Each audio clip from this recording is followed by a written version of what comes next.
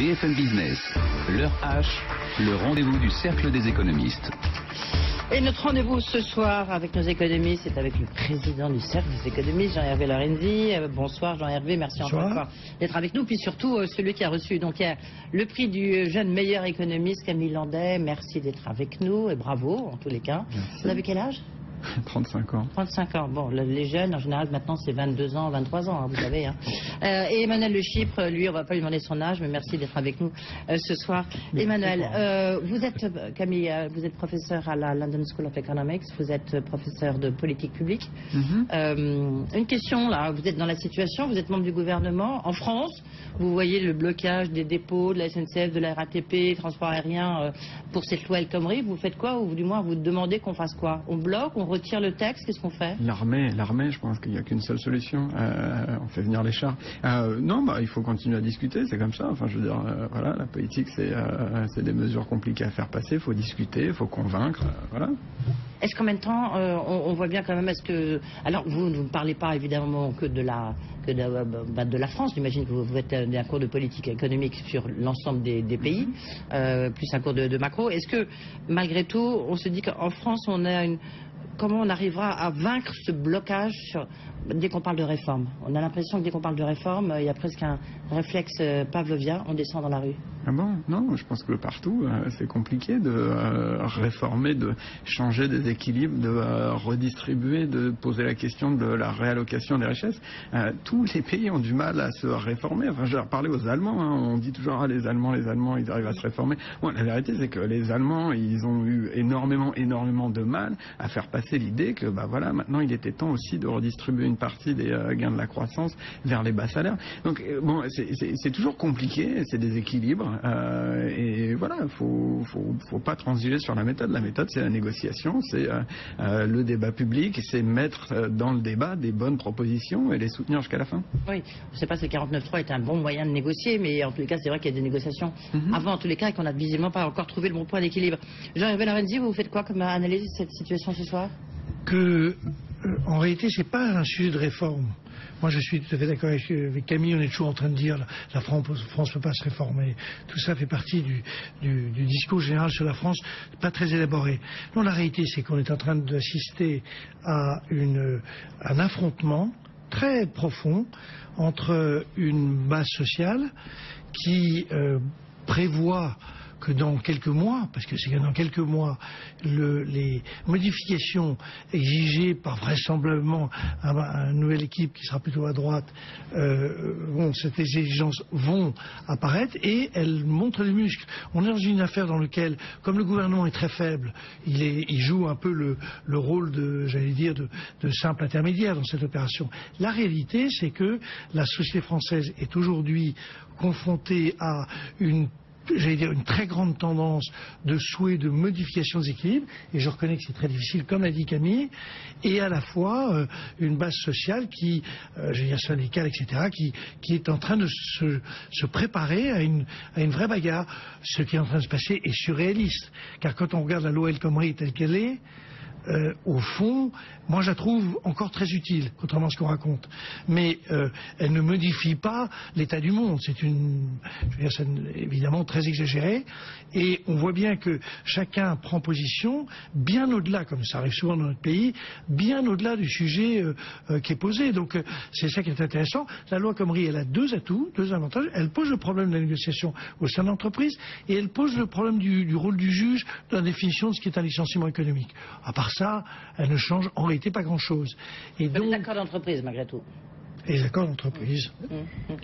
Puisque le jeu n'en vaut pas, puisque vous dites qu'elle ne change pas grand-chose, est-ce que François Hollande a raison de s'acharner? Est-ce que le gouvernement a raison de s'acharner à la maintenir en l'état, finalement? C'est pas tout à fait ce que j'ai dit. Je trouve qu'elle vaut la peine. Elle est en réalité modificatrice sur, en tout cas, ces deux points qu'on vient d'évoquer. Simplement, le conflit qui est dramatique, qui est en train de se préparer, ne porte pas sur la loi El Khomri. Elle porte, c'est mon idée, sur, en réalité, une situation politique qui est en train d'évoluer très très vite, dans lequel chacun a en tête l'idée que l'équilibre politique va se modifier. Il suffit de regarder les programmes politiques, les programmes qui sont présentés par des candidats de droite qui vont vraisemblablement gagner cette élection. C'est ça qui est en jeu. Oui, c'est pas M. Hollande. Mais en même temps, c'est ce que disait, là vous avez raison, Jean-Hervé, c'est ce que disait Carole Couvert, qui était notre invitée hier, la présidente de la CFE-CGC. Elle disait, en fait, cette loi El Khomri, elle cristallise tout le malaise, en fait, qui était latent depuis que le gouvernement, et notamment Manuel Valls, mène la politique de la France qui est plus social-démocrate que vraiment socialiste, non? Enfin, j'ai le sentiment. Camille Landais. Oui, oui et non. Je pense que ce qu'elle cristallise, cette loi El Khomri, c'est la difficulté qu'on a à redéfinir le cadre de la négociation sociale au sein de l'entreprise. On savait que c'était un très très gros sujet. On a décidé de l'ouvrir d'abord par une loi en 2008 qui est revenue sur le monopole de fait des 5 grands syndicats historiques. Et on s'est dit, ah là là, on va élargir toujours plus la négociation salariale, syndicale au sein de l'entreprise, en donnant beaucoup plus de poids à de la délégation des délégués syndicaux qui seraient élus, qui seraient représentatifs dans les entreprises. Le problème, c'est qu'on a ouvert toutes ces délégations, on a d'une certaine manière fait ce que la loi El Khomri veut vraiment porter, c'est-à-dire offrir des possibilités de déroger à la norme qui est fixée par le Code du travail. Le problème, c'est qu'on n'arrive pas à le faire et qu'aujourd'hui, personne ne négocie sur ces sujets sur lesquels on voudrait négocier. Donc, en fait, la loi El Khomri, ce qu'elle dit, et après, ça se retrouve dans cette espèce de tension sociale extrêmement forte, c'est que c'est compliqué de négocier et on n'a toujours pas trouvé le problème. Et le problème, c'est quoi? Le problème, c'est que, en fait, il faut absolument aider la représentation syndicale à être meilleure que ce qu'elle est aujourd'hui, parce que, et c'est pas que les représentations syndicaux sont mauvais ou qu'ils font pas leur travail, non, mais c'est que c'est extrêmement compliqué quand vous êtes un salarié de prendre sur vous, de participer à ce bien public qu'est la négociation, sachant que la négociation, par nature, on négocie sur le partage des gains qu'on fait au sein de l'entreprise, donc c'est conflictuel. Et évidemment, au final, on a du mal à motiver des gens qui sont bons, qui ont envie de progresser dans l'entreprise, dans leur carrière, à participer à cette négociation syndicale. Ouais. C'est ça tout l'enjeu. Il faut avant tout s'atteler à cette grande difficulté. Emmanuel Le Chypre, vous partagez cette analyse? Oui, c'est vrai que dans la loi El Khomri, c'est vrai qu'on est assez loin par rapport à ce que disent les bloqueurs, entre guillemets, de ce qu'il y a dans la loi El Khomri. C'est vrai que, évidemment, personne ne remet fondamentalement en cause l'utilité d'avoir des discussions au niveau des branches et des accords de branche. Sauf les syndicats de la CGT, c'est très clair. On voit l'EPIN, ça n'est pas dans la loi. Le titre de la CGT énergie, c'est ce qu'il dit. Moi, ce que je trouve intéressant sur le plan syndical, c'est que c'est quand même la première fois que on n'a pas une espèce de surenchère entre syndicats dans le jusqu'au boutisme, et on a des syndicats qui ont des trajectoires orthogonales.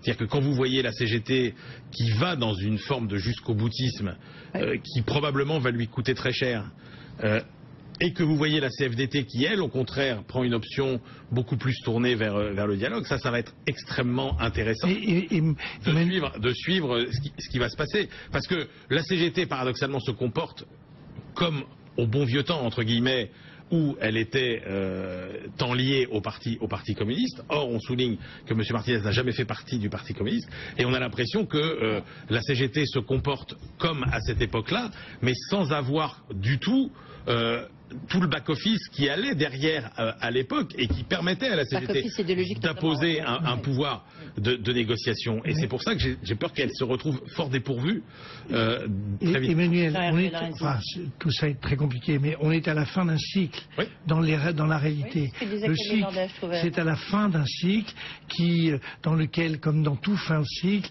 les tensions s'expriment. Absolument. Il se trouve que un pourcentage minoritaire du pays sur un certain nombre de sujets, ça se retrouve chez les étudiants, ça se trouve, affirme une position qui est d'ailleurs tout à fait, tout le monde a le droit d'avoir ses opinions, simplement elle l'exprime de manière beaucoup plus vraisemblable, beaucoup plus excessive, en pensant, comme toujours, ça c'est la tradition politique, qu'en affirmant de manière extrêmement forte des positions, y compris avec une sorte de violence verbale, on va regagner du terrain. Ce ne sera pas le cas, et évidemment que non, puisque la société française a largement basculé vers un souci de modification, plutôt vers un centrisme de droite et de gauche qui fera que l'élection présidentielle l'année prochaine se terminera de cette manière-là, c'est-à-dire par le choix d'un candidat, en gros, qui aura une belle peinture centriste. C'est ça qui va arriver. Et donc, cet extrême, au fond, considère que ce discours très très très radicalisé est au fond le seul moyen de s'en sortir. C'est très habituel et comme tu l'as dit, ça ne permet pas de regagner des parts de marché, ça c'est sûr. Camille Landais. Ouais, peut-être juste pour conclure là-dessus, je pense quand même que le drame de cette loi El Khomri, c'est deux formes d'aveuglement. D'une part, du point de vue des gens qui s'y opposent vraiment très très fortement, cette idée que en fait, ça va être absolument dramatique pour les négociations, qu'on va avoir un énorme recul du droit social. Et pourquoi on sait que ça va pas être le cas? Parce qu'en fait, quand l'occasion a déjà été donnée sur d'autres sujets, ces négociations n'ont jamais eu lieu. Mais donc du coup, l'aveuglement, il vient aussi de la part du gouvernement de croire que ça va changer quelque chose, parce qu'en fait, on sait qu'en étendant la possibilité de déroger au droit du travail, en fait, ça arrive très très peu souvent que la négociation prenne place. Donc, moi, l'enjeu au final, c'est qu'on n'a absolument pas changé le vrai cœur du problème, qui est comment on pousse à la négociation et comment on pousse à la négociation pour obtenir des résultats. Et juste, on peut déjà calculer un peu le coût économique en termes de croissance. On parle de croissance à l'instant avec le chef de la mission France du FMI. Est-ce que ça va nous pénaliser? Il y a des estimations déjà. Au Parti socialiste, ils ont fait des calculs. Si le coût global du package El Khomri, c'est-à-dire quand vous regardez l'impact par exemple sur les enquêtes de confiance auprès des chefs d'entreprise, les yo-yo entre le moment où on fait la première version de la loi, le moment où on revient à une deuxième, la troisième, c'est incroyable. Il y a un impact sur les décisions d'embauche et les décisions d'investissement qui est très important. Si vous rajoutez la paralysie éventuelle qui va s'en sortir, etc., on arrive à 0,2 points de PIB. Cher Emmanuel, il y a un an exactement ici, nous avons fait nos prévisions sur la croissance 2015. Oui. Nous avions raison. Nous avions dit... non, lui il était à 2. Non, 2016. Oui. Oui. Non, mais tu avais dit à l'époque 1,2, alors que tout le monde disait, et moi j'étais d'accord. Nous aurons 1,5 cette année. Ça ne va pas changer la face du monde. On aurait pu avoir plus, j'en rêverais. On aurait pu avoir plus, sauf si ça se dramatisait, c'est-à-dire s'il y avait vraiment des incidents, un accident, ce qui est évidemment à ne pas souhaiter.